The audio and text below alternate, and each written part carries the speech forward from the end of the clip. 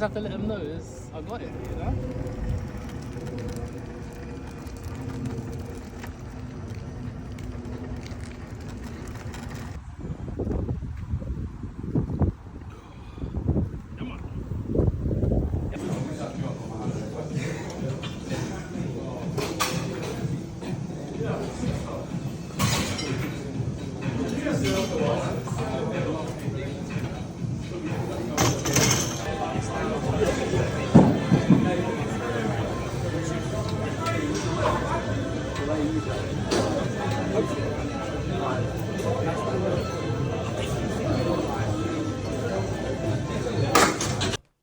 I'm back. It's been a few weeks, couple weeks off. I think I've done on week 3, so I haven't done week 4, week 5. So what I'm going to do, I'm just going to combine week 4 to 6 and let you know. In my head, I was sitting there and I was thinking like, there's no change. Feels the same. But it doesn't feel the same. It doesn't hurt anymore. A bit swollen sometimes, but yeah, no change really. And then I went to the physio, had my appointment with the physio, first appointment. And then the physio took the boot off. He had a look and he done like a little test. And he like squeezed it. And he squeezed the calf and certain muscles in a certain way. And he saw like a reaction. And basically he done a test to see like if my tendon has reattached, my Achilles tendon, if it's reattached or not. And he said, yep, it's reattached. And then I was thinking, oh, bloody, that's good news. What can I walk? But obviously, I know I can't walk yet in terms of walking without the boot. But yeah, he said, yeah, it's attached. You want to keep it short and fat. We don't want the Achilles tendon to be long. If it's short, you can stretch it at a later stage. But if it's stretched at this stage, like really stretched, then you might need to actually have an operation to shorten it back. So yeah, you really don't want to do that. So don't overstretch your calf, I haven't even stretched my calf at all. It's quite annoying because like sometimes, you know, like if you wake up or if you've been lying down for quite a bit, because obviously you put your feet up, etc., and you want to do like a long stretch or something, you do feel like a little twinge in your calf area, and I try and stop, but then it's like you try and stretch out one leg without stretching out the other leg, and yeah, you can feel all of that. But yeah, I was gonna stop these videos because I thought, like, I've ruptured my right leg Achilles before. This time I've done my left one, so I know what the process is. I know what it takes to get, you know, back into shape, etc., etc., etc. So it's nothing really new to me, but I have to put myself in the shoes of, you know, someone else it's never happened to them before. You know, these videos are helpful. Well, it was helpful for me. So even if I can help one person, and a couple of people have messaged me saying, you know, look, I'm struggling, or, you know, what do you do for this? What do you do for that? So yeah, I'll hopefully these videos can give you a bit of a hand. On this one, I'm trying to keep it very simple in terms of what you can and what you can't do at my current stage. So you have a boot on, and you can take it off for 2 minutes. If you want to have a bath, if you want to have a shower, I've not stood up. I've been advised not to stand up without the boot on, the protective boot on. So if I just have a bath because it's just easier. But I mean, you can have a sit-down shower. If you have a sit-down shower, you can put a stool in the shower. The reason I haven't is because I don't want to slip over and don't want to splash up and make water everywhere and then make a mess. It's just long. So yeah. So basically, the good news is starting to have a bit of good news. So he said that my tendon's reattached, and then he also said I can go to the gym. I've not been to the gym this whole time, so it's been, you know, it's been a while now. So in the next video, I'll show you me back in the gym, and hopefully back in the gym, and what exercises I'm doing in the gym. He's told me the exercises that I can do and the exercises that I can't do. So he said no hamstrings. He said you can cycle on a static bike as long as you use your heels when you're cycling. Go at first, just do 10 minutes, and then you can gradually build on there depending on how fit or how good you feel. What you gonna do? Sit in bed and complain all day? Nah. Come on. It's time to work, man. Get up.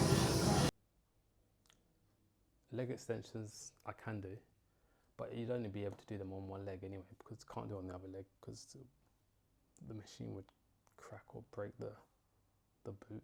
So I'm not going to do that. Interesting one. He told me to start squatting. He said you're not allowed to squat with any weights, but you can squat. And I was like, squat? And he was like, yeah. I was thinking, how am I going to do that? I could barely stand up, mate. And he said, look, put your hand on like a counter in front of you, so you've got some support, and then squat down. So I've been incorporating them into my daily routine, squats. So now you can see that I'm in the gym and I'm doing the squats for the first time since my injury. And I'm just holding on to the bar, the squat bar. So I have some assisted support just so that I can get the depth and I'm not like bending over with my back sort of thing. And here you can see I'm doing some crunches. This is a simple machine which they have in the gym. But yeah, simple but effective. I've not been able to work my core since this injury's occurred, so this is going to be useful for me over the next couple of weeks. Obviously, when you have crutches now and you can actually walk around and you can get about, you feel like a lot better, but you can't go for like a long walk. So sometimes you can get semi-stuck, I guess. Like, for example, grocery shopping can be a bit tricky. A lot of superstores now, they actually provide like electric carts for you to wheel around in. I actually got an electric cart for a short period of time, which helped me to get about certain places.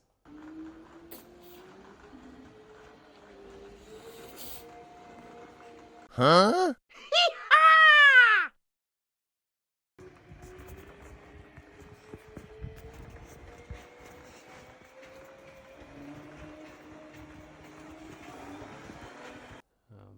Like an electric scooter to get about. They're fun. They can be a bit scary, like if you're going uphill or if you're going around a bend, you can tip over or you can fly backwards. So yeah, I think people who've been on a scooter before probably know what I'm talking about. So yeah, be careful on those. But they are like a get you out of jail card, because you know you can get about much quicker, further distance, which you wouldn't be able to do if you was on the crutches, or it'd take you forever. So yeah, they're good. In terms of pain, I've not felt any pain. No pain now. Pain was like probably one of the worst pains I've ever had before, but right now, no pain. My foot did swell up, but the physio said the reason that my foot swelled up was because I returned and I was working and I was on the laptop a lot and I was just sitting at the desk. My foot's obviously down towards the floor quite a lot, so the swelling built up, and it's around my foot.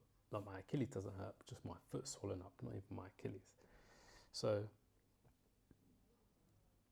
and also because I'm not weight bearing enough, so it's like stop hopping and actually put your foot on the floor and walk. So yeah, now I'm just trying to walk about.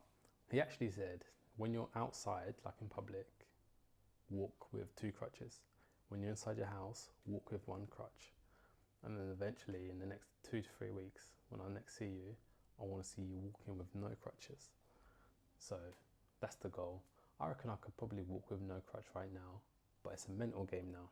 Now it's like mental, because I know my body probably can do it, but mentally you're saying, nah, I can't, or I shouldn't because it might rupture again, or it's weak, or ow, it's gonna hurt. But when you do it, it doesn't hurt. So it's like, why don't you just do it then? So yeah, now it's just a mental game to get you back into it. But this whole thing's a mental game, because in the first 1 or 2 weeks, I don't know, let's just say you you're thinking, what am I going to do? You know, you're already questioning yourself. You're questioning how you're going to get through it, but you just got to take it like each day, day by day, because slowly your body, even when you think that nothing's happening, your body is still recovering. It may be very slow, but it still is. So yeah, slow progression is better than no progression. So yeah, just take it day by day. Gradually things will get better. I'm very cautious about what I do when I go back to the gym, because I don't want to just do loads of upper body, because then it's going to put more pressure on my lower joints. What I'm going to tell you is I'm going to give you the 3 of the hardest things that I've found, the 3 of the most difficult things when you have a ruptured Achilles. So there's a lot of people don't actually know what a ruptured Achilles is. So you say, oh, I've ruptured my Achilles, but they've never really heard of it before, or they might have heard of it, but they don't know where it is exactly. They might just think you've broken your ankle. Or if you say I sprained my ankle, I broke my ankle, they'd know. Or I broke my foot, or whatever, they know. But when they say I've ruptured my Achilles, some people know, but not everyone does. But I think when it comes to sport-related injuries, it is definitely up there. It's probably top 3 for like worst pain or worst injury. I think the hardest thing would be like, it's pretty difficult to cook. Well, I could cook now. I've cooked some things, yeah. But then it's like bringing the plate for yourself. So now I just need to be able to walk. Once I can walk like without these crutches, it's a confidence thing again, then yeah, I'll be all right. Shopping's quite difficult. Carrying things to and from the car. You don't want to carry something heavy, like even like bottles of water. Like say you go and buy like a crate of 6 bottles of water. How are you going to carry it from your car to your house? Like you're relying on someone. So you need like a strong family or friend network, people that you can depend on, or ask for a favour here and there. Don't be afraid to ask for help, because sometimes you need help. Okay, so that's a wrap up for week 4 to 6. Like I say, things do get better day by day. Slow progression is better than no progression, so I'll keep you up to date with my progress. And yeah, like I say, if anyone's got anything they want to ask me, or any questions or anything they want to say, then just drop a comment and I'll definitely get back to you.